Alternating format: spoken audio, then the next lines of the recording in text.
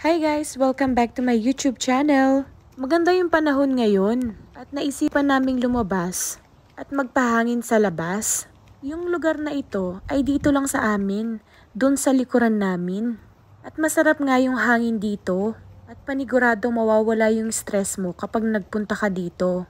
Kasi nga fresh na fresh yung hangin at walang masyadong tao dito. Kami lang. Hapon na yan mga bandang 5 PM.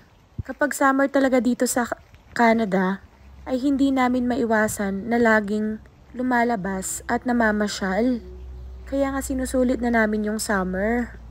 Ang saya-saya ng mga anak ko kasi madalang lang silang nakakalabas. Minsan kasi kapag winter, dito lang kami sa loob ng bahay. At minsan nababagot din kami syempre. Kaya ayan, hinayaan ko silang maglaro. Kaso minsan nakakatakot, napapalayo sila. Kaya naman ako minsan natataranta ako. Ganun naman siguro talaga yung mga nanay. Masyado akong nerbyoso. Maliliit pa kasi yung mga anak ko. Kaya hindi ko maiwasan na mangamba minsan. Anyway, ito nga pala yung mga clips na nakuhanan ko kanina habang naglalaro sila. Masayang masaya talaga ako kasi nakikita ko masaya yung mga anak ko. At gusto na nga nila dito magstay. Ayaw pa nilang umuwi. Ang sabi ko nga manggagabi na. Kailangan na nilang maligo. Kasi yun ang routine nila. After maglaro sa labas, syempre madudumihan sila. Tapos after nun, kailangan nilang maligo.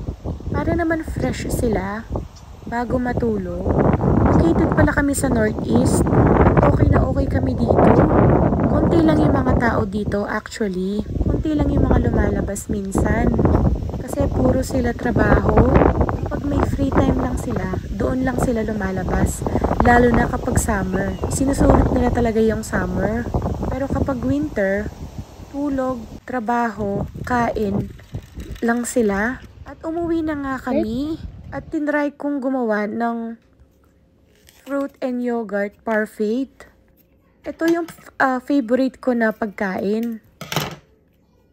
At hindi ka talaga magsasawa. So naglagay lang ako ng 2 yogurts. Nilagay ko siya dun sa maliit na baso. Sinimot ko lang yung yogurt. Kasi naman free lang yan sa McDonald's. Hindi kinain ng anak ko kaya ako na lang ang kumain.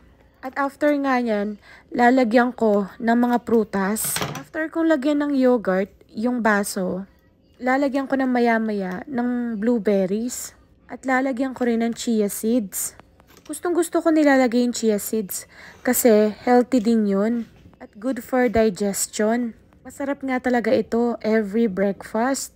Kaya kung ikaw nagda-diet ka, tamang-tama para sa iyo to.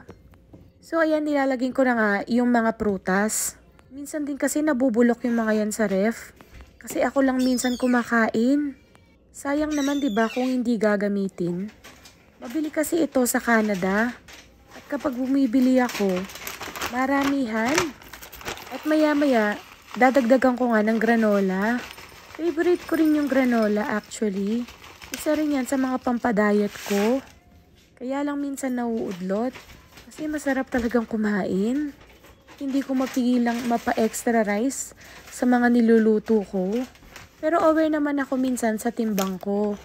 Kaya minsan naglalakad-lakad ako sa labas para mabawasan naman yung timbang ko. Nagtatry naman kami.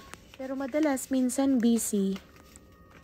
Kaya minsan todo diet talaga kami. So nilagay ko na nga yung granola at chia seeds. At lalagyan ko na ng honey. Napaka-healthy rin ng honey sa ating katawan. Imbis na white sugar yung ilagay, itry mo yung honey. Opinion ko lang po iyon. Mas okay kasi sa akin yung honey. Pero kung gusto mong magdagdag ng white sugar or brown sugar, nasa sa inyo naman po iyon. So ayan na nga, tapos na nga yung fruit and yogurt parfait. Itry nyo rin po ito sa bahay ninyo. At panigurado, magugustuhan po ninyo. O kaya ng mga anak nyo. Mahalaga yung healthy tayong lahat. Health is wealth, sabi nga nila, 'di ba? Kaya panatilihin nating maging malusog at mag-exercise lagi. Ito pala yung mga pictures ng mga anak ko kanina sa labas. I-share ko lang po sa inyo. Anyway, thank you so much for watching. Please like and subscribe. Comment down below if may questions po kayo.